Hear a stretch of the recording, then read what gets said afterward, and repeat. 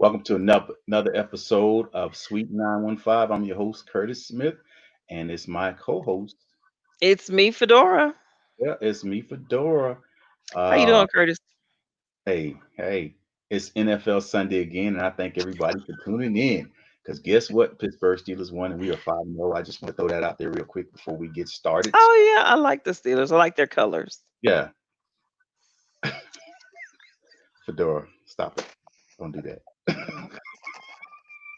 That's the typical woman thing to say if they don't like if they don't even watch Watch sports. it. I No, like it's their not. colors. That what It's a it, I lot of like women their know helmet. sports. I like their I just helmet. said I like their colors. Their colors. Well, thank you. They work hard for their six Super Bowls.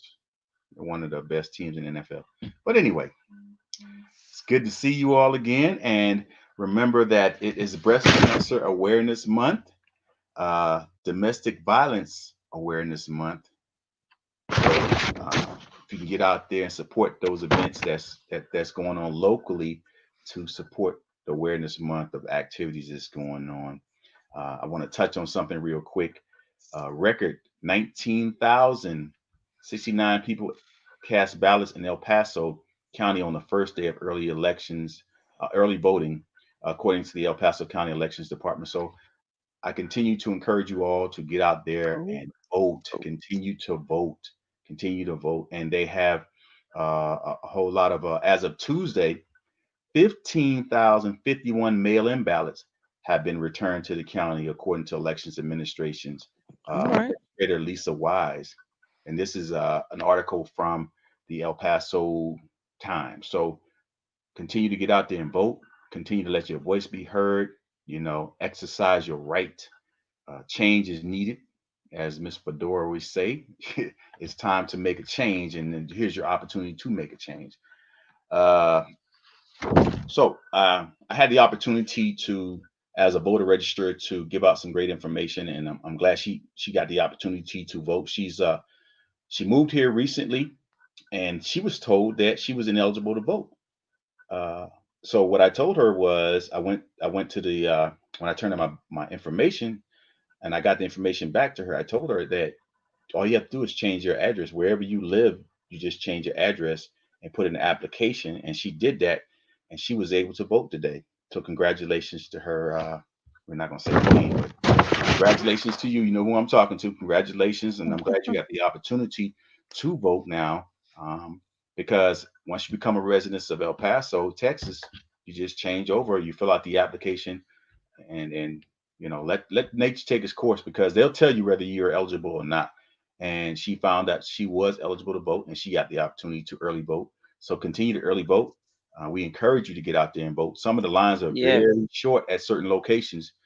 They vote on Sundays as well, from 12 to Mm-hmm. 5, Saturdays from 12 to 5. So if you're working all week and you don't have time, You can go on the get up early weekend. in the morning, get in the line by 11:30, 12 o'clock, 12 to 5. They're there at various early voting locations throughout El Hmm. Paso City. And a lot of times there aren't any lines. The place where I always go, there are never any lines. Yeah. And the longest that you take Mhm. is to cast your ballots. Yeah. Going through looking. That's as long as you take. It's like time you go in, show your stuff, boom, get your PPE for the ballot because they Oh, give you yeah, Q-tip, yeah, yeah. gloves, and wipes, Mhm. and then show your ID, turn in your stuff, and then go and vote. It's awesome. That's what the wipe was for. I thought it. I don't know. I didn't do anything with it. I just put the little thing on my finger and did my vote. I didn't know. I was like, what's this wipe thing for? And what's this? And what's the Q-tip for? What was that for? It's like a stylus. Oh, okay. Yeah, Well, I learned something new. Mm, yeah. okay. Well, I You appreciate didn't use you. your Q-tip, I didn't know what it was for. I was like, okay, what was all this for? so you used your hand. I put the thing over my finger. What thing? They gave this inside the bag. They have a thing that go over your finger so that Oh, you touch the screen. oh, okay. Well, Yeah, I guess different when locations you have make different. your ballot thing, you just Mm-hmm. put on who you want. Uh, Oh, okay. yeah. So That's fancy. that Mm. I got the opportunity to early vote as well. So I voted this week. Um, I didn't go the first day. I went like the second day, like 2:30 in the afternoon. I was in and out in 10 minutes.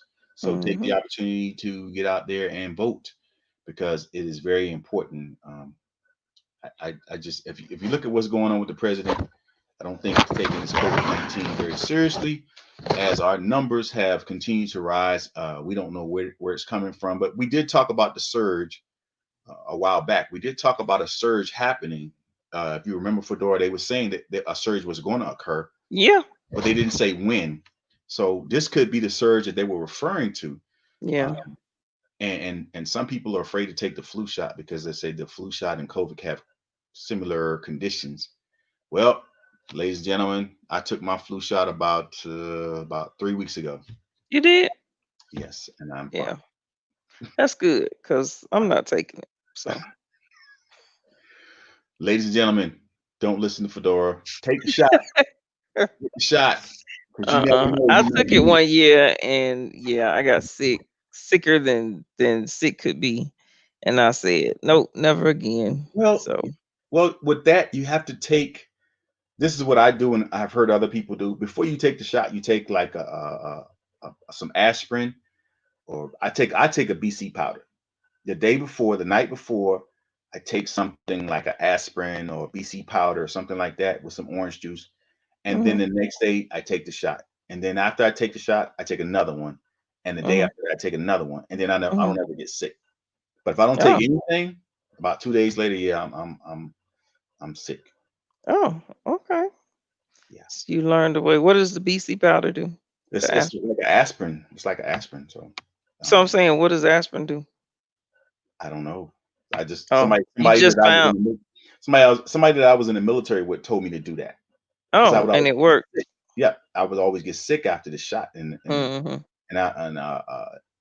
he told me, he said, "Man, this what you do. You won't get sick." And Hmm. then they came with that nasal thing Mm. because we don't have enough, the ones sticking out. Shots. Yeah, enough. Um. So we had to do the nasal thing, and as soldiers, we're always the first one to try the new things. Mm-hmm. Yeah, you got Guinea to pig. inhale.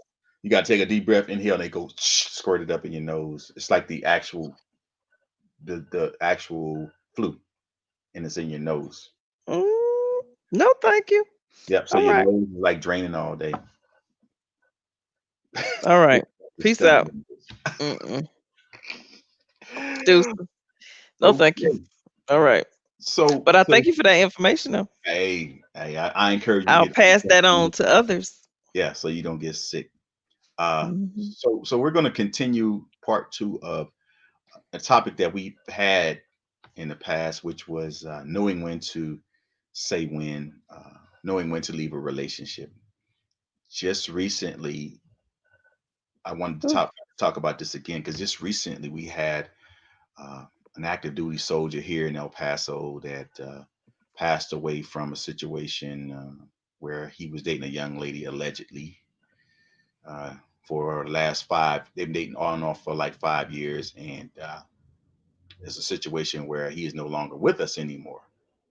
So when when that happens, reading the affidavit that I got, a lot of things were said in there about what happened, and apparently or allegedly, uh, she's with somebody else. Um, they were at a location, got into it, and they met back at his residence, and some other stuff was going on there. And her and the guy that she was with followed him when he left his residence, I guess, to get away from the situation, and allegedly ran him off the road. And he is no longer with us. So the prayers goes to the family members. He's a young officer Mm. in Newport News, but he's stationed here in El Paso. So my heart goes out to the soldiers here at Fort Bliss, the command team, because I know that's a lot to have to deal with, to have to tell someone's family that uh, that your loved one is no longer with you. Mhm. I had to go through that class, but I never had to do it. So, but to watch the videos is wow. It's enough. To knock on the door in a uniform to tell somebody that their child is no longer here, Yeah. uh, as a mother and a father, it's wow. Because they say your You kids never supposed want to to get outlive that. you. That's what they say. Kids are supposed to outlive you. Uh, but to know that you're doing something positive for yourself and to no longer be here is something different. So um, I want to talk about a little because you know um, we've talked about it before with Miss Leishy Grimes, Mm-hmm. who was a psychologist in her field and Counselor. Mm-hmm. counselor and a current doctoral candidate. So she discussed some of those things. So, like I say, for 5 years they've been off and on. So when is it time to walk away, Fedora? When is it time to walk away? And now is not the time when he's no longer with us or she is no longer with us. I just think that Mm-mm. we It as should have been something done right, earlier, right, or they should have cut the cord, or not dip and dab. I don't know the situation, but it right, seems like, you're still hanging on to this person because you have history, but right. yet and still you're still trying to move on. And you might hit it every now and then, move on, but then there's still feelings there, and emotions What they gonna hit, Fedora? um arise. You know my terminology, you know what I mean. She Gotta said, keep it she hit it every PG-13. now and then. You If I can you said that, Fedora, you'd be like, "What you mean, Curtis? What you mean by that? What you mean hit what? What you gonna hit?" You're right, you're right. So, hey, you can do me like that, but I can choose to say what I just said. You're right. You're right. She means But have relations, y'all. Relations. mhm, an entanglement. Yeah. Um so you're so crazy, Curtis. But yeah, but seriously, it stuff like that shouldn't happen, but Mhm. we watch television and we see people arrested um on the news and things of that nature all the time, and they Mhm. cover up stuff, tell lies, try to spin the truth, when it all in all is that individual being selfish and thinking of themselves and not thinking of the other person when they get into these situations. Mhm. It's just like what they want to get right then and there. Mhm. And once something goes sideways, then it looks like, oh snap, I don't want to lose my freedom. So Yeah. now what? That's when character kicks in. And if you don't have it, and always say, if you don't know the Lord or never met him, then you're gonna go the other way. Right. Cause I mean, we all human, but you gotta have something that grounds you, that person on the shoulder to say, hey, you shouldn't be leaving. You Mhm. need to call for help. Right. You need to do the right thing. Mhm. You know, Mhm. just like I always told my kids, if you ever get into a car accident, stay. Don't leave. Don't drive off to call nobody. Mhm. You stay there until somebody gets there or use someone else's phone. You never leave. Right. So no matter what the situation is, it could be an accident. You can hit a person on accident, but once you leave that scene, it's a crime then. No. Regardless if you trying to go somewhere to call because you didn't have your phone or your phone was dead. Mhm. No, you stay there until somebody else see you, flag somebody down, say, hey, can you call 911? Can Yeah. you do this? Or something. And then 9 times out of 10, somebody will. Right. But yeah, but never leave the scene. I That's when wish I wish we could speak to somebody in the military that's active or retired because I think that being that they were both officers, if it, he had put a restraining order against her, would that had hurt his or her career by doing so, knowing that he's in a situation that he doesn't want to be in anymore, but you have this person, and I don't know what the situation was, so I'm going to say allegedly, uh, for legal terms, legal, you know, uh, legalese. Hmm. yeah. So we would say allegedly that they were back and forth, and she may have been the one that doesn't want to leave the relationship alone, or he may be the one. So as officers, would that had hindered his progression in his career had he put a restraining order against her, knowing that that had been in place? Because I know from the Mm, enlisted standpoint, all it takes for us is a counseling to say, hey, you stay away from so and so and so and so, and you're not to be 50 feet within them, within the distance of them, and that's it. That's the law. That's it. Now, Now, when you say counsel, excuse me, Curtis, when you say counsel, it's like, is it written up in yeah, military yeah, speak? it's Okay, a so legal it's like, document that we sign with our leaders. We have mhm, a situation like that, and being that I'm retired senior leader, if I put it in place, or the first sergeant, which is a E8 in the Army, if he says it or the commander says it, that's law. That's it. You violate that, you looking at other issues that's going to happen to you, and it might not be because you can't leave this person alone. Uh, I've had situations where I had to leave a function to go mhm, to a place where I had to stop my soldier. And then when I got there, mhm. this is what I got. When I got there, it was nothing happened. But he got scratches on his neck. Your clothes is torn, but nothing happened. So Mhm. So they don't we want went to get each other in trouble. right, So yeah, right. we need to So speak up and right, walk away. yeah. So Um, we went through the yeah. process. I let my chain of command know what the situation was, because they was like, hey, you need to go take care of that, because hey, it's the weekend, and that's my job as a leader. So I went and did my thing and let everybody know. So that's what they did. It's okay. Well, you stay away from him, you stay away from her, and the MPs told us, well, if if she says nothing happened and he said nothing happened, there's nothing we can do. Okay, because that's what I was gonna ask you. Were the Yeah, actual yeah, we police had to call the involved? MPs because it happened in a building that we wasn't in charge of, or my first sergeant or my commander didn't have control of. But the brigade was our footprint. So Mhm, when I come up there, then I'm enacting as a sergeant major, so I can say, okay, well, this, and this, and this, and mhm. staff duty came down, which is the higher ups came down, and we talked about it, and like I said, we got together and we said, okay, what's the game plan here? Because we got to tell them something. And when the MPs was called, and they pulled us outside and they said, listen, if he says nothing happened and she says nothing happened, there's nothing we can do. They can't even remove and suggest that Well, I the could, other I just person, yeah, okay, or you say, "Hey, grab some yep, clothes. You're yeah, leaving, yeah.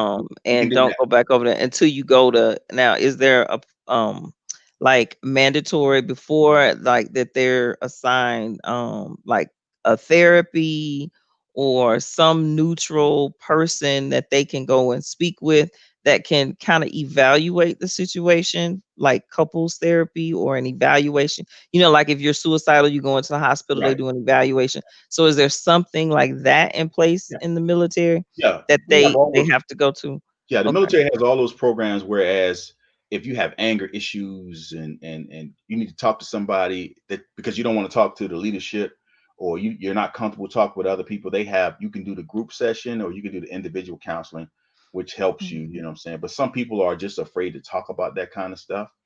But do You know, y'all mandate it though? Do you make it mandatory you before can't they're make it back? mandatory No?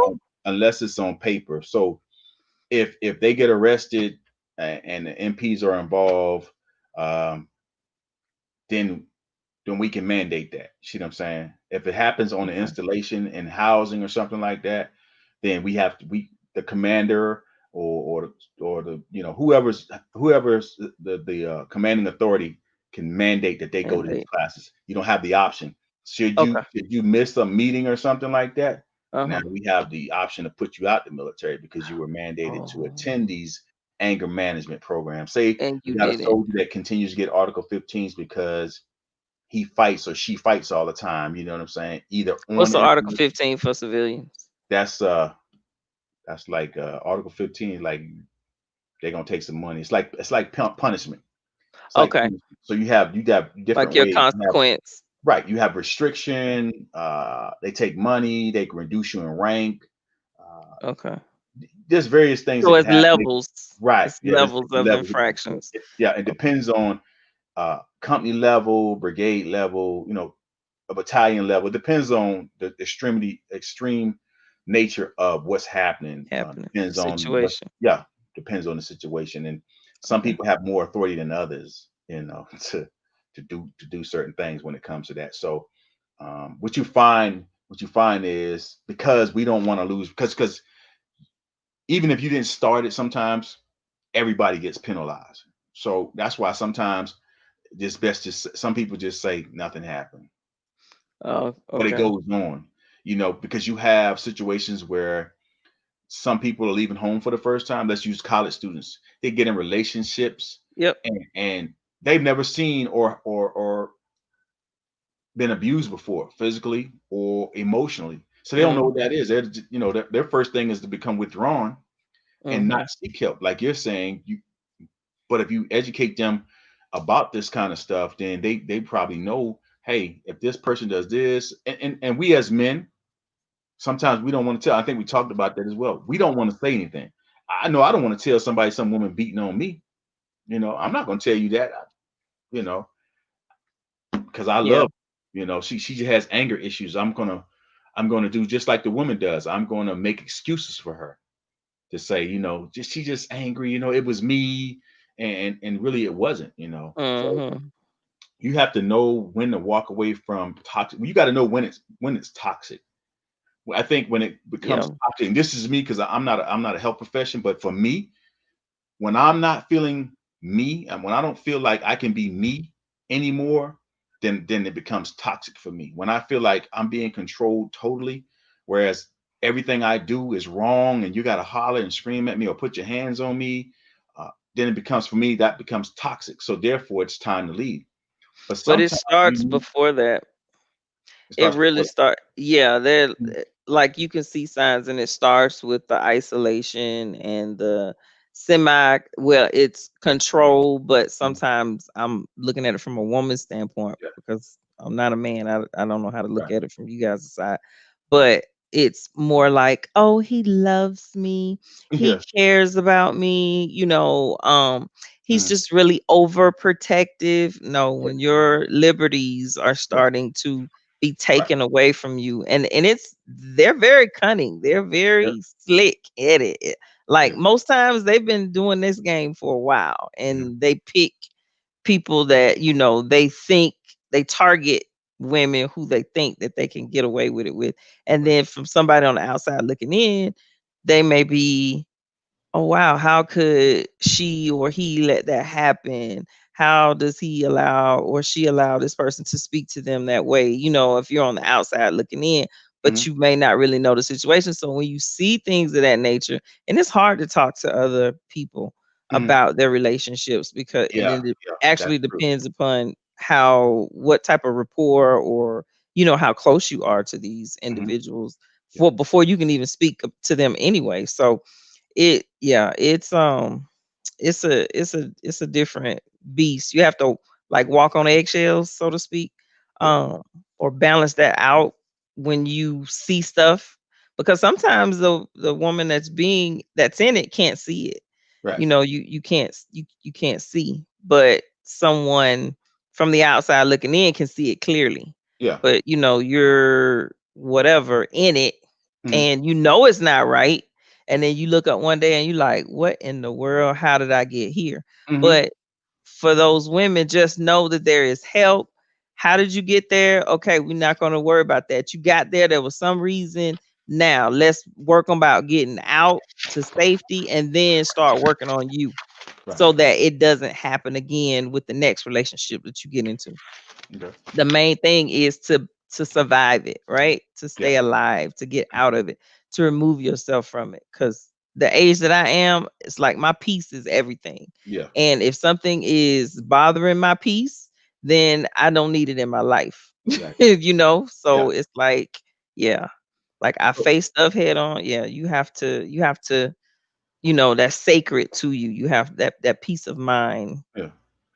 Yeah. So I have a question for Ms. Hopper. She shared something with us about community service, anger management classes, right? So Okay. the Army does have that. Army Community Services does have various programs for Fedora for soldiers. We just don't sometimes want to reach out and get the help that we need. That So help. my question to her: do they still? Yeah, is anger management classes still confidential with the counselor and the soldier? Is it still? It Whereas has to that be. That's information HIPAA. is the Army is changing. The But Army that's is HIPAA changing. though. It has to be. The Army is 'Cause like, changing. what you mean changing? Where they? What? The army has changed a lot of stuff that you think that's not supposed to be uh, public information. Yeah, they could say, they want to know, is this person going to counseling or whatever the case may be, because when they start missing those classes, sometimes the counselor will let you know that they missed the classes. But my question to her is, if I go and say, hey, I need anger management classes, and I don't tell my leadership that I'm attending these classes, my question to her is it still confidential? Whereas they don't have to tell me anything. They can just say, hey, I got an appointment, you know. Yeah, they shouldn't have to. Yeah, right. And they don't even know I'm going to anger management. They just know I have an That appointment. you have an appointment. Still Yeah. confidential with the soldier, or the leader, or whoever's going to the classes, is still confidential. Because when I was Mm. in, It wasn't? it was it Oh, was okay. confidential. You couldn't Okay. he or she didn't have to tell me.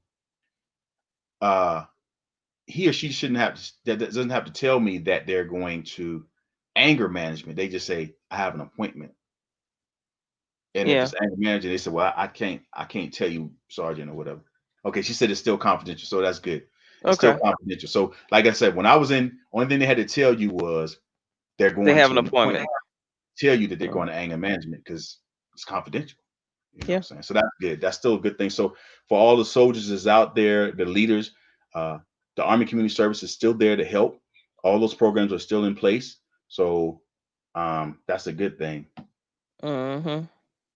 Oh, yes, definitely. Abusive situations aren't always physical. There's a financial, emotional, and spiritual abuse too. Yeah, there and those are the emotional and are the hardest because we always see physical, right? Uh-huh. But that mental and emotional abuse is the hardest one. And in those situations, I would say now that we're in this beautiful world of technology, Mm, video and recording can sometimes be your lifesaver, your other yeah, person yeah, yeah, to yeah, to yeah. say that yes, this did happen. Yes, these are the words. So I would get a video log and have those audio or video, Mm, whichever. But keep that in a private place and have that and yeah, and get that. And then have a plan. If you're in a situation where you're not working and you get certain monies, and now these are tips for people who are already in it who need to get out. okay. Um just take whatever monies that you do get for whatever and put aside and continue to put aside and put aside and make yourself a plan. Plan yourself. Don't, if it's like super like life threatening and get out now, but like for some people they have been in a relationship that has been emotionally abusive and they're now getting empowered and they've grown and they know that they deserve more and better. Make a plan, and if you have small children, if you have to plan that out for you to get out. Make sure you have a trusting friend, a person, a place where you can go, Mm, and then have you a little private bank account or put your money with someone that you can trust, give it to them, but set up a plan. yeah, yeah. Howard said that they have one source as well. Um, I think one source is that for everybody, Howard, or is this just that for military and retired? Well, yeah, veterans. If that's is that for active duty and veterans as well, or is that for everybody? Because I've been out for a minute now, so because we want to share, we want to share where those places that people can get help emotionally, for the physical as emotional. But th- Monica brought up something on here, spiritual. Can you help me with that one? How are you spiritually abused? She said spiritually as well. I don't understand how are you spiritually abused? Is that where uh, Well, you feel that committed to the church or something like that? Where uh, people pushing your head that God said this, and so with, I guess with the situations where Waco, Texas, or something like that, Oh, is that like cults and spiritual? stuff? I don't know. Yeah, yeah, that's a new one for me. I've never heard of spiritual Yeah, for abuse. me too. The Yeah. but the ones that we focus on in the clinical field would be physical, emotional, and sexual um Okay. abuse. Physical, But emotional, sexual abuse. and the emotional one is the hardest. Um what should say? Oh, Um. okay. All Yeah. right. Where you're forced to believe what your spouse believes, Oh. even though you don't believe it. Like you just go with it and you have like if you're one religion and they force you to change your dress or Mm, do this and you're gonna abide by these mm, rules or whatever. Maybe it's a different country that they go to. Maybe they marry into a different culture and they have those norms. And then either the husband or the wife has to abide by those in order for them to even get married or mm, be in a relationship or what have you. And they're willing to do that. Yeah. Or not willing to do it, but they do it in the beginning and not really have those conversations. Yeah, mm, we need to have a show about that too. What when you start like dating mm, and when you know that it has reached that next level and you want to spend the rest of your life with this person, that there are a series, especially for women, that there are a series of questions that you need to ask to find out certain information, or it might not even have to be questions. Maybe it's a game because yeah, we all like board games or yeah, something. That there are strategic questions on both sides that need to be asked so that you can get this information. And mm, true enough, people can lie and say, but some of the stuff you can't lie through. right, It's like it is or it isn't. And get their um point on it and yeah, find out, because a lot of people are getting into these relationships and they or marry and they're still with the representative and mm, not the true person. yeah. And then once that representative leaves and once they're like, "Oh, I got you now," Mm. then everything changes. Tom So, Cruise and Penelope Cruz. I think that's what we when we're what? talking about spiritual, because she got into it and then she kind of Oh, saw that yeah. that's not what her belief was. Yep. I don't know if they're still together or not, but yeah, No, she they're not woke together. up one day and was like, this is This not not for me. yeah, it's not for me. This is not what I thought it was going to be. Some new religion Yeah. that Tom Cruise is in. Um, Scientology. yeah, Allegedly. yeah, allegedly, yeah. So Julie, I don't know why there isn't any male crisis centers. I think that maybe Hmm. because we handle those type of situations different. You know,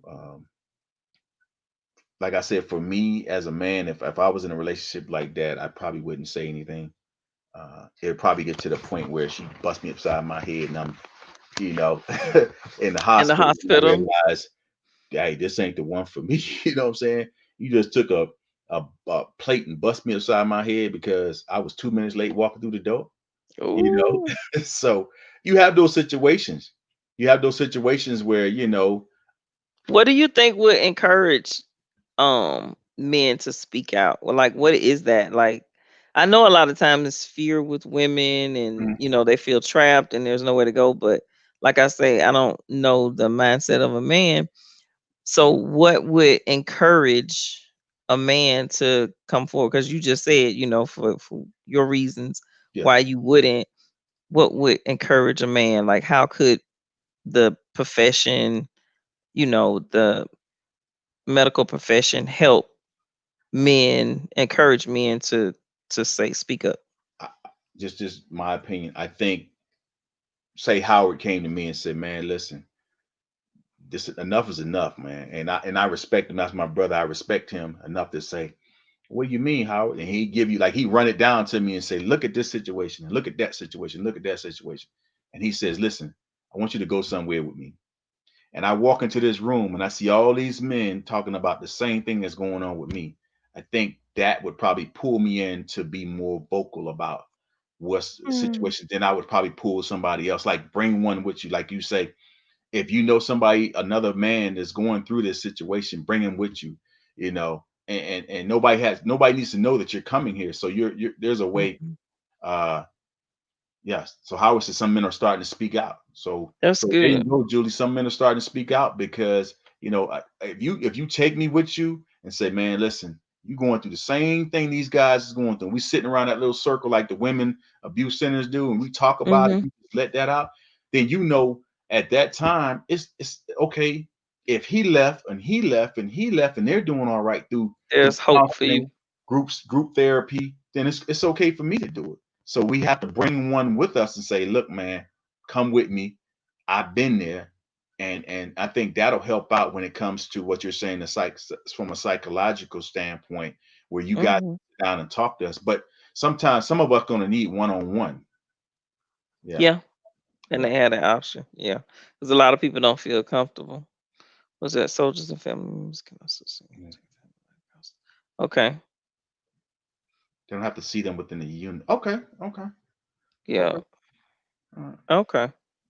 Cause is there still a stigma? Because Curtis, I know you've been out for a while. Right. Um, I know back when I was a spouse, um, of someone that was in the military, there was a real stigma. Mm, And it was negative, and most soldiers or family members didn't want, and that soldier didn't want the family members to actually be involved with anything at family services, mm. to as far as counseling, Yeah. finance, like, because it would get back to other people. And I always, back in, because I was FRG leader and all that stuff, I used to always think, how can it be with all of these laws, it's HIPAA laws? So how can this information, and they would give, some people would give me examples of how it would get out. And I'm like, oh my gosh, like, are you serious? Like, Mm, this cannot be happening. Like, mm. if you know this person, you know that this person started this or said this Yeah. rumor out, they could really, really get in some serious trouble. But Right. nothing was ever done. Like, it's almost like coffee, um, drink count, Mm. talk, which Yeah. that should never be. Mm. All right. So Hey. is there still a stigma? Uh. Yeah. I'm not gonna lie to you. It is. It is. But we as leaders, and because I still consider myself, because I'm about the soldier, you know what I'm saying? So Yeah, I you're think a as leader. leaders we still have to find out ways to keep their stuff confidential and find ways to help them. My thing has always been, when I get new soldiers in, to sit down and talk to them about their families. And if I see that they need, some people get married and join the military with 4 kids or 5 kids, and it's like, did you think this out? Did you, yeah, the medical, the dental, all that's taken care of. But the financial side, you're being an E1 or E2 or E3 or E4. That's really no money for Yeah, a four full people in the family. family. And then you say, well, I recommend that you move on post and housing. It'll be cheaper for you. You can balance. I can send you the budget in class. They don't want that. And then, like you say, all of a sudden now I get a phone call, get a bug in my ear. Oh, well, Private Smith, his house is terrible. The kids walking around and no clothes on, things like that. So yes, that stigma still out there. We just got to figure out a way to fix it. Go around it, Yeah. push it So down. so Fedora, what I'm gonna do right now, I'm gonna bring a special guest in. Angel, Miss Angel is back with us, and hey, Hey, Oh, girl. wow. yeah, Really? Miss Angel, Hello. she's back, y'all. Why Miss why am I Angel, always a special guest? you special. Angel, you special because guess what? Hey, you gonna keep it real. When real becomes real, Angel gonna tell you, like, she gonna tell you the deal. She's not gonna Yeah. sugarcoat it. She'll be nice about it, but Angel gonna tell you what it is. Mhm. Yeah. So How you Angel, doing? how Good, you how are doing? you? It's good to see you guys again. Yeah, Good yeah, seeing yeah, you. Always a Good seeing you. pleasure. yeah. I hear you doing big things out in the El Paso. Tell us what you've been up to. Um, who told you that? Oh, God. Oh, okay. It's on the low. Don't tell nobody. um, Okay. well, stay tuned. To be continued. How about that, Curtis? How about that? Okay. Okay. Yeah, Mhm. Yeah. yeah. So we touched on a subject recently with as you know, October 11th we lost a soldier to a Mm-hmm. situation allegedly. It was in a relationship off and on for 5 years, and altercation happened at one location, and he was followed, and he's no longer with us. So that case is still pending. So we can't really get into the Details of it. yeah, the Yeah. details of it, but we can just say, um, off and on for 5 years, we want to retouch back on when is it time? When do we say it's time to walk away and let it Enough is go? enough. Walk Yeah, away. when is enough? When is enough? When is enough enough? And we touched on men and how we are, and even though we get abused verbally, physically, Mm. some women like to. Hey, you go on YouTube, you see some videos, man. You like, yo, yeah, I would have been put hands on her. I'm not. Yeah. I mean, yeah, she just wailing on him. He just looking at her like, man, stop hitting on me. Hey, hey, hey. I'm thinking to Hmm. myself, hmm, you Wow. you probably get about two good three hits hitting, and then then But see, then that wouldn't be then abuse something gonna because come out my body that's not gonna be me. And then you're gonna be like, you Curtis, you bigger than her. You should have. That's the first thing they say. Well, you bigger than her. You can restrain yourself. But everybody else looking around with the camera like this. Ooh, ooh, ooh, But when So is it ever instead of okay stop, to hit somebody? yeah, never, it's never okay to hit somebody. I think you can Yeah. walk away. I've it's learned, like and use your words yeah, and walk away. yeah. Don't you have Or, Yeah. safe but words? then, yeah, but then what you were saying, a lot of times, like I said before, the aggressor has done this several times before. It's not like Mm, it's their first rodeo. So right. they seek out certain individuals who they know they can control already, right? Yeah. They present themselves in such a way wherein that person would really fall for them. Like they're the Casanova or the Prince Charming, right? Hmm. And Hmm. sometimes we as women, we have to say if it's too good to be true, it probably is. You need to, go through some seasons and figure this person out before you commit and you say, "Oh, I want to spend the rest of my life with this person," and go through counseling, right? Mm, Go through marital counseling because an objective person can see certain things wherein if you're close in a relationship and you're in the emotional state, even in our brains, all these Right. chemical reactions happen and we are not Hmm. able to see certain things that we need to see as women and as men mm, because we're in that so-called honeymoon phase and everything is glorious, but at a certain time the honeymoon leaves and now reality sets in and you have to be either on that same page or this person is not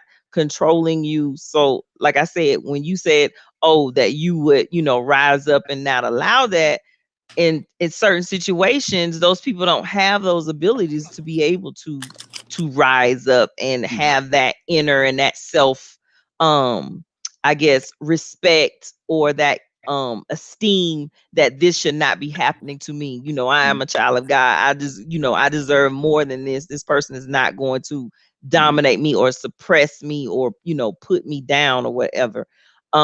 So they don't have those abilities as of yet. That needs to be built up. So, in that case, in your case, you wouldn't necessarily be abused because you're not that type of person who would accept Go for those that. things. Yeah. Yeah. And then sometimes as women, you accept one thing and then that person is looking, oh, okay, you accepted this one time, then I can probably try it again. Let me try it one more time and see. Okay, yeah, now I got them. okay. So now, now I'm gonna start playing these mind games and make you think you crazy, with different situations. And then you're like, before you know it, you wake up one day and you're like, oh my God, am I crazy? Like, how did I get here? Mm, But like I say, just know that you are not alone if you are in that situation and seek help, get help so that mm, you can get out. It is never, ever, ever too late as long as you are breathing breath for you to get out. That's why I always say,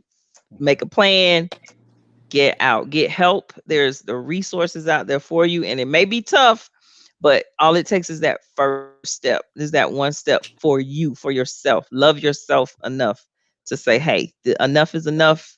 This is toxic. I cherish my peace, and I need to move on. And it's not going to be easy. It's going to be hard, but you'll be better on the other side of it. I promise. So do you guys think that when we, because if you watch some kids, they at a young age, they have those, you can see it at a young age as Yes, kids. you can. Uh, do you recommend that they start getting counseling at that age as a young child? Because like you say, sometimes we think spanking them is the way to stop them from being angry, but maybe there's something in them that may be creating Mm. that anger. Do you think that that they should start counseling at a young age if they start seeing that? Because it's not going to change. They're going to grow to that person. They're going to probably think hitting or yelling at a person It's okay. is okay. If we don't Yeah. correct it at a young age, do y'all think counseling is needed at that age, or do they understand that counseling is going to help? Yeah, I mean, I think it needs to be at what, ever age, and there are different levels of counseling. Like, well, different types of counseling. You don't, for kids, you don't necessarily have to have, catharsis. You can just have play therapy and see a lot, or sand tray therapy, Mm-hmm. for whatever their mental development can withstand. But yeah, you can start it at an early age and see a lot. And, that's good with a lot of kids that have had trauma at early ages. Mhm. um and a lot of adults, if that trauma is not dealt with at an early age, like, the body keeps the score. So your body's gonna know whatever age you were traumatized once you get older, but that trauma is still there, and it's at that age whenever it happened. So Mhm. you have to work. Now you're an adult, and you have to go back and get through that, and different type of therapies that specialize with trauma. So Okay. yeah, there are a lot of different I'll say elements and different ways that therapy, can help. And yeah, I'm all for it because I'm in that field. Okay. Okay. Yeah. Mm. Yeah. So you agree, Angel? You looking like, I don't know. I don't know. I asked because, like I said, I've seen this with kids. They're like, I've seen kids yell at their parents, young kids, teenagers. Or curse them out. Yeah. So my thing is, Wow. uh, it's not okay, because I think that as they grow older, that's going to be the norm for them. They're going to think that yelling at somebody is the norm. I've seen kids hit their parents. So is Kick, that going to spit. trickle into relationships when they get older? You know, It will. and how do we prevent it then? Do we start then and start saying, hey, we need counseling? And is there free programs for those uh, kids at that age, whereas you can take them to get therapy or counseling for anger issues, you know.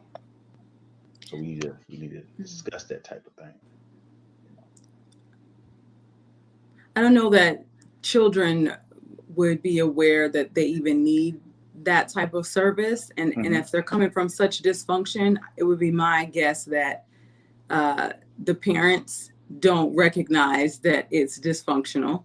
Oh, good Because point. it's their normal, And right? because it's their right. And so Okay. they certainly aren't going to say, yeah, so Jerome and I have this really jacked up toxic relationship. So let's send our kids to therapy. Right. And I think we talked about this before in terms of our community. Therapy is like taboo. We don't talk about it. Right. Mm. So I don't know. I certainly agree that children could benefit from good therapy. It's just, when do they know, or who is it that in their life that's going to be the person who's going to be the advocate and say, Oh, this child is showing these types of behaviors or these yeah. signs. I work with children in juvenile court some years past, and uh, they if you don't have a team. See, these kids are a part of a dependency case, and so they have a team of people that are they're very strategic about their well-being. So whatever is in that file and whatever is happening, that team goes to work to make sure that those kids get the services that they need. But that doesn't happen in just, I don't want to say a normal family or regular family. We live in a society where we're reactive. So we wait until Something mama has happens. 3 black eyes, right? Okay. Or, daddy has, shoved girlfriend down the stairs or whatever, Keisha got a black eye, whatever. We wait until something happens, then the system has to come in, and then we give families resources. But what if we gave them the resources up front? I mean, I think less people would probably be in relationships, would get married, and less people will have children, because if there was a requirement, and we could go a whole nother place around that. But I mean, we react to it, right? So Yeah. now we want to send CPS in the house. Now we want to see what's happening at Right. school. So, and I don't even think as an adult, when anyone that's ever suffered trauma and been in therapy, sometimes you don't even know what it is that happened to you until later on in life. And you're like, man, why am I am not okay, right? And then we go back to our parents and be like, you jacked me up, right? I just want to let you know. Yeah. And then it starts to unfold, right? And you're like, oh yeah, because mom and dad used to fight all the time. They were arguing, fussing or whatever. And I think sometimes in some communities we teach that struggle love. We say, we got that ride or die phenomenon, and we make that the thing to do. But I would challenge us, we can ride. Why we gotta die? I mean, let's talk about that. And where are we going? Is there food there? I mean, I'm being funny, but yeah. But I know what you're saying. I got right? you. Because I want to address something that you're talking about right quick. Miss Shane says that generational patterns and cycles are repeated until they are addressed, acknowledged, and cast out. So, absolutely. Who has to be the person? Yeah. To stop it. Yeah. Right. So somebody has to be that person, right? Somebody has to acknowledge that there's a problem. The problem. Yeah, but like you're saying, Angel, so does it take somebody outside the family to say, hey, there's a problem here? But sometimes it's a generational thing, like how we're saying it's a generational thing. But most people who are, I'm gonna use this word, I know it's a cliche now, but most people who are entangled, they don't know that what they're dealing with is a generational thing. So this is how it shows up in our relationships, at work, at home. Well, this is just who I am. Well, how you are is not healthy. So the way that there's a saying that more things are caught than taught.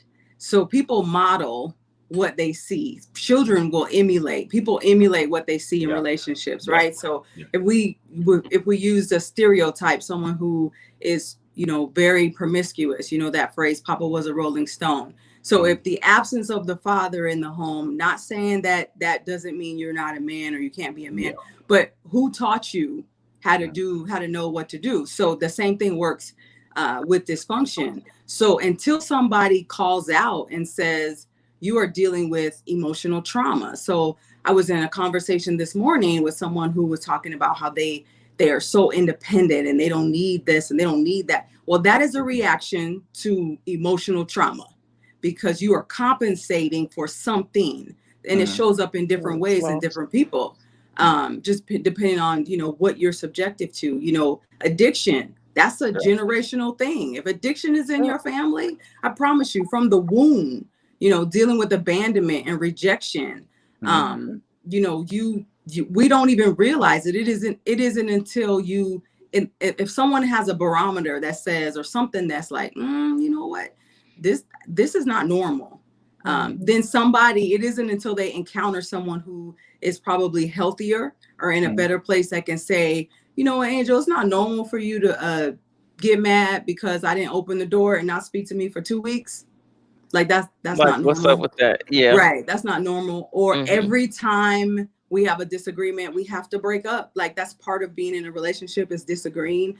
Sometimes it takes someone to say, you are not to shine the light. Right. Yeah. And in our defense mechanism, nobody wants to be told, necessarily that type of information. So when do we normalize, I need to go to therapy? When do we normalize, I didn't come from the best home? It wasn't horrible, but it definitely created some habits or Right. some patterns in my life, right? And I promise you, as a proponent and advocate for therapy, hear me, like spend that money, find a way, don't eat out for 2 months, do something. It isn't Eat until out for 2 months. once you get in therapy and you begin to tell the story of your life, it's like a movie. If you could play the movie, I promise you, you will find little things that will help you identify where most of your behavioral traits came from. And you'll find out big mama, big mama's big mama, big mama's big mama, big mama, Uncle Jerome and them, Pookie and them, Junebug, all of them. Yeah. Like, man, did I tell y'all that Uncle Junebug used to touch me when we used to go to the family reunion? And everybody's like, oh. Okay, because somebody at the, I don't know, at the Deacon's Auxiliary meeting touched Uncle Junebug. Like, this stuff just don't show. It doesn't just show pop up. up. Yeah, you don't just wake up one day and you're having a panic attack and you can't function, and you know if you have that habitual or perpetual cycle of relationships that are always falling apart, who's the common denominator? Yeah. So and then I mean, look like into that. it and want to. Say that again. Yeah. yeah, I I have mean, a you friend. are. I I have have a friend that an just article don't that I get that. wrote on being the common denominator, and I mean, I had to do that exercise myself. Okay, so if this is a pattern, how are you contributing to it? Now, please hear me, because I know people are watching. I am in no way saying that anyone deserves domestic abuse or even that emotional abuse. And I think it was Monica that made the comment about spiritual abuse. No one deserves to be abused, right? That's not part of the needs. That's not part of our hierarchy of needs. Obviously, we need security, acceptance, affection, all of those things. So in no way I'm saying that people deserve that. But, I mean, yeah, if you are the common denominator, maybe you need some work. Yeah. Maybe you need to just, check in with somebody, Yeah. Yeah. Julie says she was 35 before she was able to acknowledge her need for therapy. However, the Black family makes it taboo to get help. I did it anyway and and I'm way different than the other women in my family. Yeah. You Yes. better for it. And just try to encourage them to. And I don't know the age group of your family, but some people are still back or stuck back in those ways or in their Yeah. ways, and they wouldn't dare because of the stigma or just whatever their mindset is. Yeah. But just continue to be that example. And what you've learned, kind of help them along or impart some knowledge, and one day they might get that light bulb or just one thing, and it might be something you do, something you say, and it may not even be big or significant, but then that light will switch and they will be like, and you probably won't even know, they probably won't even tell you, but you will start to see that difference, or you will see that there's some type of shift in their behavior or situation, some things that they're no longer allowing to happen, Right.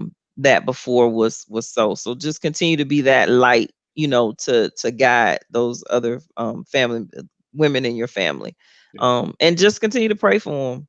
Yeah, You and absolutely. I'm so glad that you decided to get the help, and you see what it is, and the light has been turned on, so to speak, in your situation. So I commend you in that, and yeah, all it takes is one step, right? That's it. Right.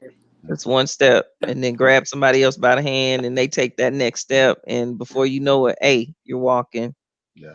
So Howard has a question. Howard says, if it takes a village to raise a child, shouldn't it take a village to keep each of us as adults in check with the understanding that it's from a place of love? I Yeah, I it think should. yeah, it should, but I think that has to do with how close we are with those people. Everybody used to know their neighbors now. Now Now you nobody knows their neighbors. You don't know Right. who lives next door to you. They could be a killer, a child molester, a rapist. You don't even know who that person is unless you do a background check on them. You know, some neighbors don't even speak to each other anymore. And Yep, Right. back in the day, everybody knew everybody in the neighborhood. yep. So, Right. you know, we could back then you could raise a village. You know, it took a village to raise a child because we looked out for each other, Yep. and our village looked out for us to ensure that we were doing the right thing, whether we were in school or in at home in the neighborhoods. But nowadays, we don't even.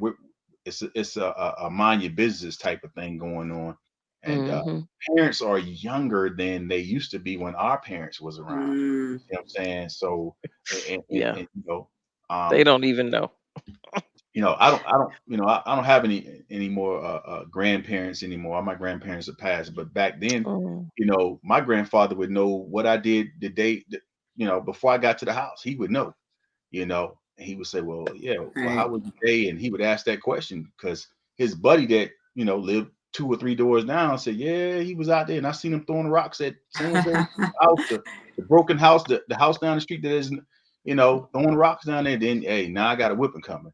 So Mhm. with those things, as we are friends, we have to embrace each other Yeah. and say, "Hey, I'm concerned about you, but it's about Mhm. love. I'm not trying to hurt you. I'm not trying to be, what's that word they use? Um, well, anyway, I'm not trying Not to. trying to judge you. Yeah, I'm not trying to judge you or what's going on. I'm concerned about you. You're my friend. I love you, and I'm Mm, concerned about you. that's good. you know, Yep. and I need you to get some help, man. This is a problem. Here's my phone number. You can call, you know, you can call me at any time.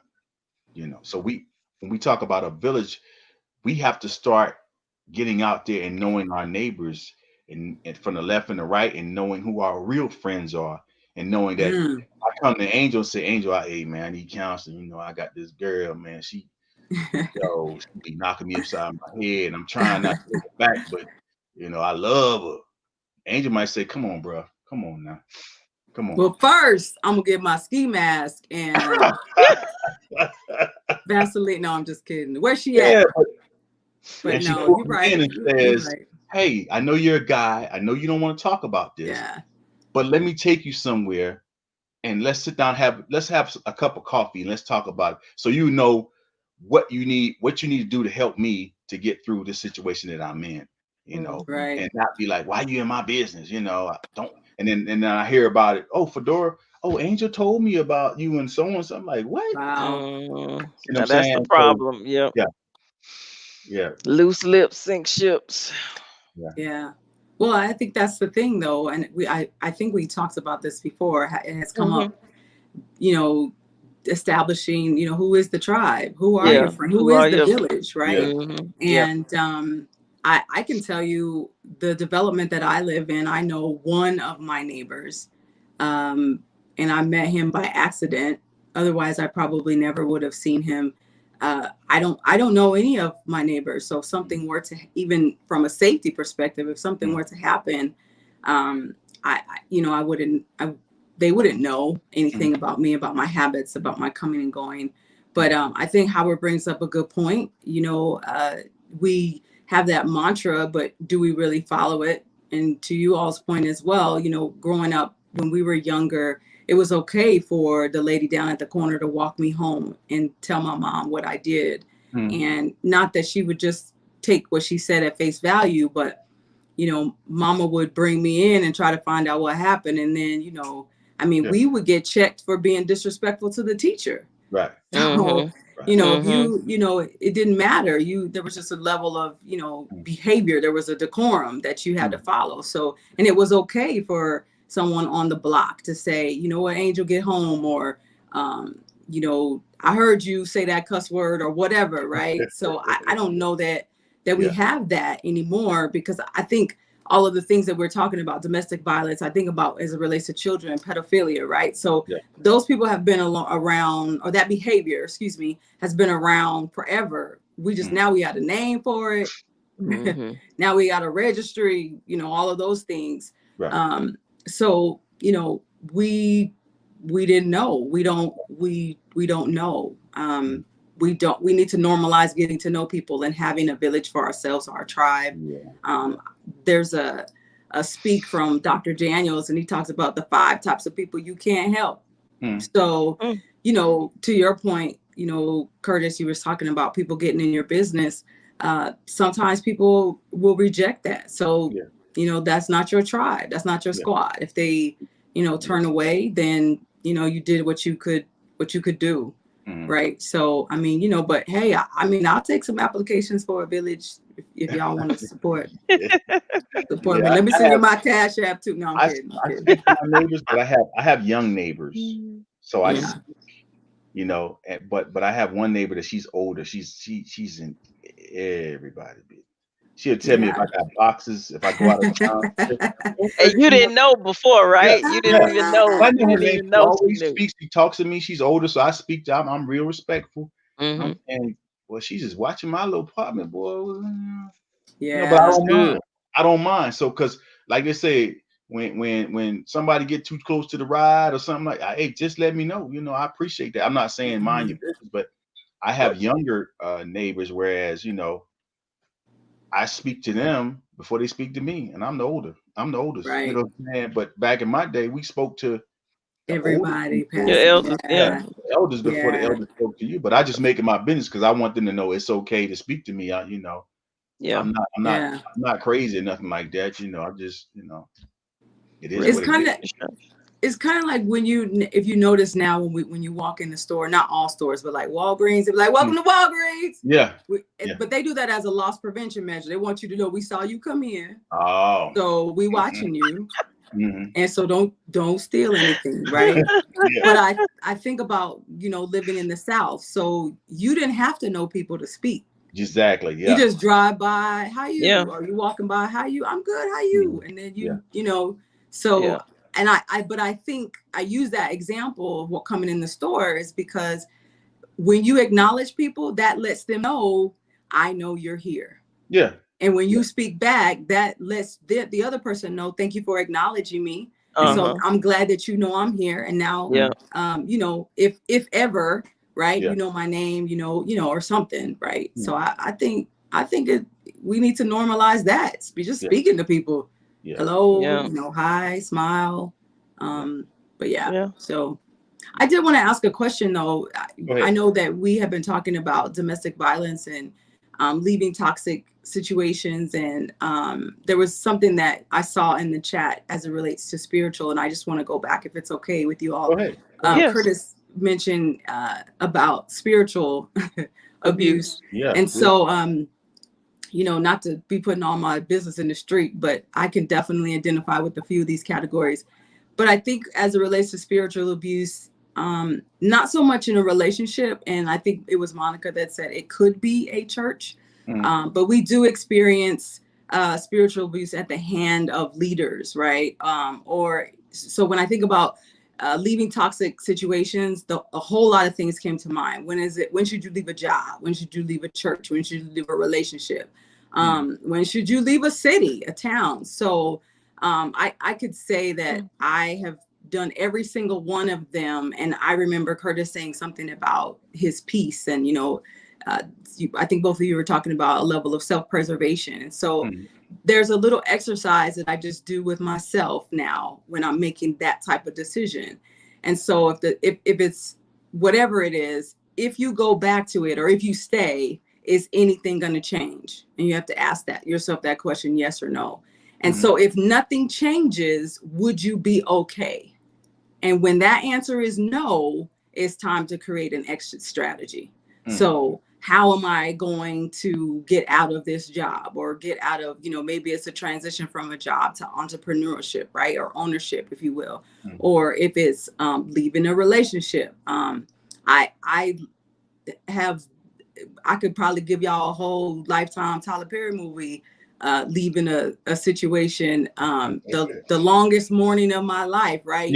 If you can imagine your spouse leaving for work and then you jump out of bed, hurry up, get dressed, call everybody, get the U-Haul, everybody on their way, and then he comes back home, and you got to jump back into bed and pretend like you sleep, right? And be like, back up, everybody go back. And then, you know, it was only like 6 minutes, but it felt like 2 hours. Yeah, you know? Yeah. So, you know, how did I come to that decision? And you said something earlier, how did I get here? And that's exactly, I woke up one day and I was like, man, how did I get here? And then, but it took some time for me to build the courage and to say, you know what, bruh, I've been trying to find a way to tell you this ain't working out. So, you know, I'm just gonna go, right? And again, I don't want to minimize domestic violence or any type of toxic situation, but just kind of that exercise in your head, you know, if nothing changes, in this situation, if nothing were to change, am I going to be okay? And when that answer is no, you really got to dig in and say, okay. And then after you get to safety, then you could figure out how you got there, because that could be, you know, life and death. You know, even as it relates to, you know, not to get like super spooky with y'all, but as it relates to spiritual abuse, you know, at the hands of quote unquote spiritual leaders, right? So, you know, you know, Jim Jones and David Koresh and them, that's like old news, but you got some modern day Jim Jones out here too. They ain't serving Kool-Aid. But they're serving other things, right? And so just the same predatory tactics or manipulating tactics that an abusive relationship affords, the same thing happens in the confines of a church or quote unquote ministry, because they'll tell you things like, well, you can't get your anointing unless it comes from me, or you're not allowed to fellowship with other people, or you have to be here for every function. They need to know what's going on in your personal day-to-day, those types of things, convincing you that outside of here you'll never be able to be what God has called you to be, those types of things. And I mean, obviously we know that's not true, right? But it's that same, it's a charming spirit, it's that charismatic, you know, like cunning, manipulative. We throw that word narcissist around a lot, so I'm gonna try not to use that one. Right. But I think that plays a part in that spiritual abuse. In the name of the Lord, I'm going to require all of these things from you, right? And so you like, last time I checked, Jesus talked to me too. Okay. So, you know, I mean, he's not gonna tell you nothing about me that he hasn't already told me. Right.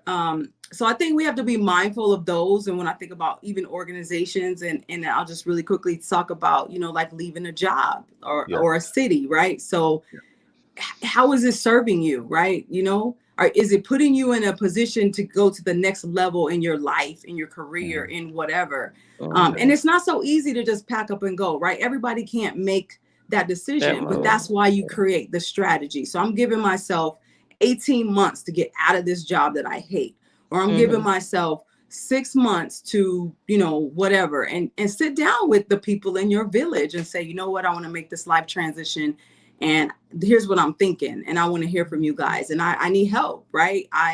You know, maybe you need an investment, right? Maybe not, but you know, you have to figure out, you have to decide, like, okay, enough is enough. When you get sick and tired of being sick and tired, you'll do something. You'll move, you know, and you won't even care. You'll be like, you know what, y'all can have this job. You can have all this furniture. You can have this car. I'm out, right?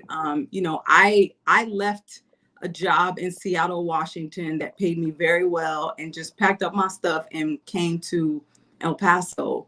That's how I landed here. And I don't have the time to tell the story, but I quit and gave notice. And I had some stuff in the fire, but I didn't have a job, but I knew it was time to go. I was like, I don't know how I'm gonna do it. I just know this is what I'm supposed to do. Right. And I promise you, as soon as I took that leap, man, if the dominoes didn't just start job, money, like everything just, you know, fell in place. And so did you feel like the weight was off your shoulder when you did that? Like, yes. Once you said I'm done, and you didn't have to go to work the next day, you're like, exhale. I had a job like that, Angel. Hey, when they said, hey, you know, we moving in a different direction, Curtis, I was like, okay. Okay. Hey, deleted numbers out the phone, deleted the emails. Hey, I cleared out everything. I was like, delete, delete, delete. And my boy was like, Yes. hey, Curtis, man, leave me this and that. I said, I'll forward it to you. I'll Right. forward you that and that. But everything else that I did, I'm deleting. Let Yes. them figure it out. I'm out. Peace. Yeah. And when I left, I was like, Yes, I feel you, Exhale. bro. Mhm. Yes, you know, absolutely. this is not what I signed up for. You know what I'm Yep. saying? I'm like, you know, getting the 3 o'clock phone calls in the morning over some nonsense. And I'm telling you, Right. you know, hey, figure it out. Do I need to come in here to print out one piece of paper? You can just take a piece of paper out of another folder, and then when I come in, I'll just replace it. I got to come in for that. And I tell you, no, I'm not doing it. So you call the manager on me, like, yo, really? That's what we doing now? Okay. And I go to him and tell him the same thing. He's like, well, Mr. Curtis, you know, but I said, okay. Okay, that's my job. That's what I get paid for. Okay, so if I'm supposed to work from this time to this time, let me clock out at this time. No, we need you your salary. So you got okay, but I got a life too. Right. You know what I'm saying? I got to be back. They calling me all times of the night, you know, for foolishness. You know, it's like I can't think for myself. And when, like you said, Angel, when I was like, when he said, hey, we moving, I said, okay. You ain't mad? I was like, you all right? I said, I'm fine. What y'all think? Yes. Yes. You about to go to the car? Yes. Listen. Yes. I work not because I need to, because I want to. I chose this, right? Exactly. You ain't doing me no favor. Y'all serious? Okay. Right. I'm not the angry black man. I'm good. Trust me, bro. I'm good. You'll see me again. I'm good, bro. I'm not. No, you ain't got to worry about me flipping over the desk and cussing you. I'm not doing that. Right. I sign. Hey, here you go. Here's your phone. Where you going? Here's your keys. Bye-bye. Have a good day. Yeah. God bless you. Yeah. Smile. Yeah. Matter of fact, don't. Yeah. I'm not even gonna set up too much stuff. I'm just passing through. I'm not even gonna put no pictures in the office or. Yeah. So, but yeah, definitely. I mean, I think probably everybody in some form could identify with, you know, having to make that decision to take the leap or just. But you're right. I absolutely felt the weight lifted. I felt so relieved, and I was a little bit scared. I can't lie, but I just knew in my knowing that this was it. It was right. You knew that you could rebound. Right. I was like, I ain't doing this with y'all no more. You know, it's one of those like make me monkey moments. So it was like, okay, I'm good. Yeah. I mean, I'll take a job on the beach surfing and braiding people's hair. I'm good. Yeah. Like. All right. So we've come to the close of another Sweet 915 episode. It's NFL Sunday. What, Fedora? Hey, look, Angel. Angel, who's your team? My NFL team is the Seattle Seahawks.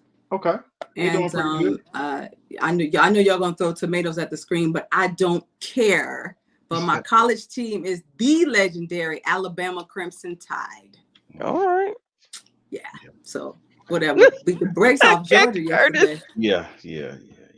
Who you got, Curtis? He had COVID, but he coached yesterday, right? All of a sudden you don't have COVID no more. Who?